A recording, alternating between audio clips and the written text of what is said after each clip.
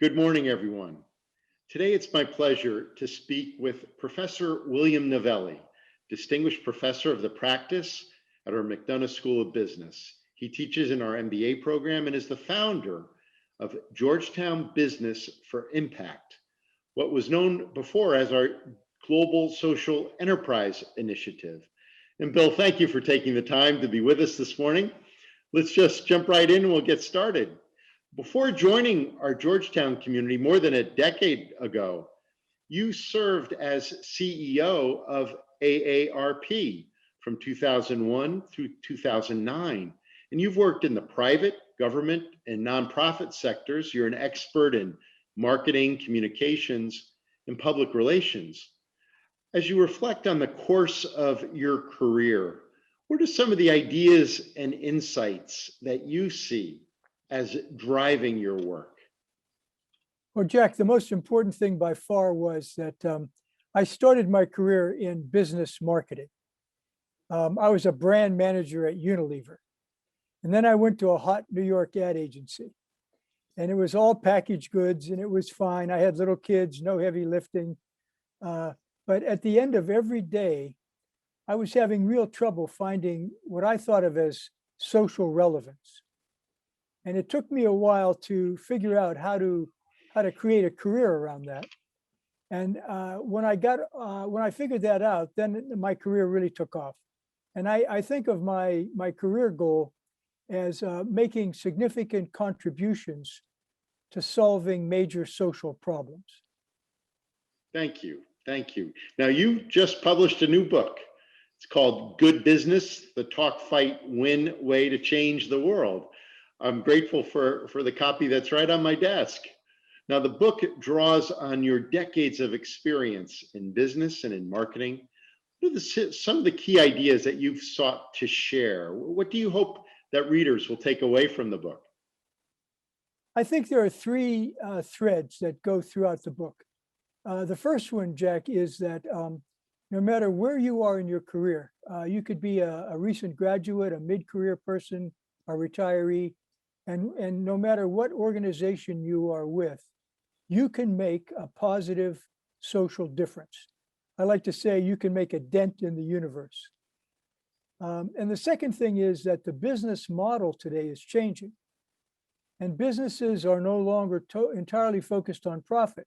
Profit is part of it, but now it's people, planet, profit. The idea that companies can do well for their stockholders by creating social good for the rest of society. And the third thread is that, and I think you'll agree with this, we have been given a great country. It's not perfect, but it's our obligation to pass it on, to make it better and to pass it on. And that's our legacy.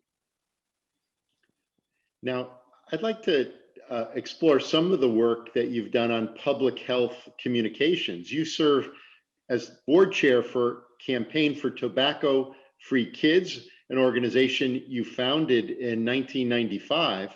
In addition to the advocacy work of the organization, the campaigns had an incredible impact in increasing public awareness of the danger of tobacco products for young people in the United States and across the world.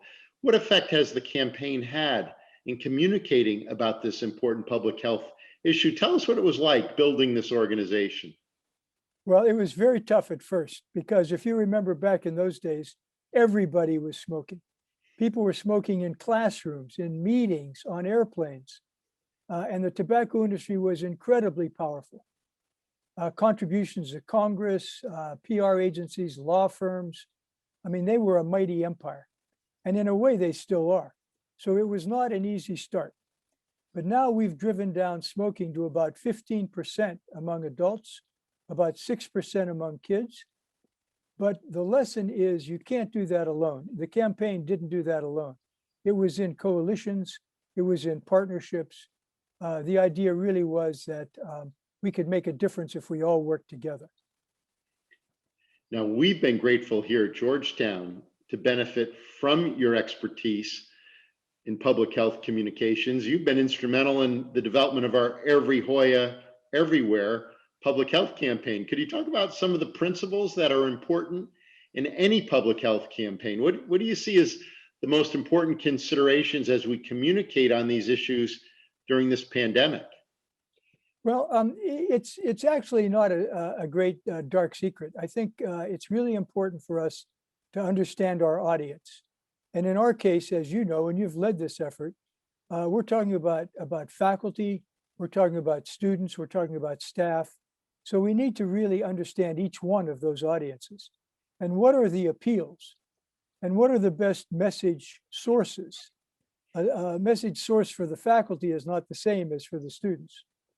And then I think the last thing, and one of the most important, is that we need to appeal to our audience's values. And in our case, it's Hoya pride. Oh, thank you. Now, at Georgetown, you founded Business for Impact within our McDonough School of Business, animated by the mission that business can be a source for good in the world. Can you talk a little bit about the initiative and what are some of the values that Business for Impact promotes and the impact of what it's been able to do? Well, Business for Impact is gaining momentum, and we're doing well. And our dean, Paul Almeida, really likes Business for Impact for a number of reasons. One is we bring in corporations to campus. Number two, we really, I think, measure up to the Jesuit values of the university. But number three is we have a lot of students involved. So we do partnerships with corporations, with nonprofits, with government around the triple bottom line. And we have probably 170 students now engaged with the program.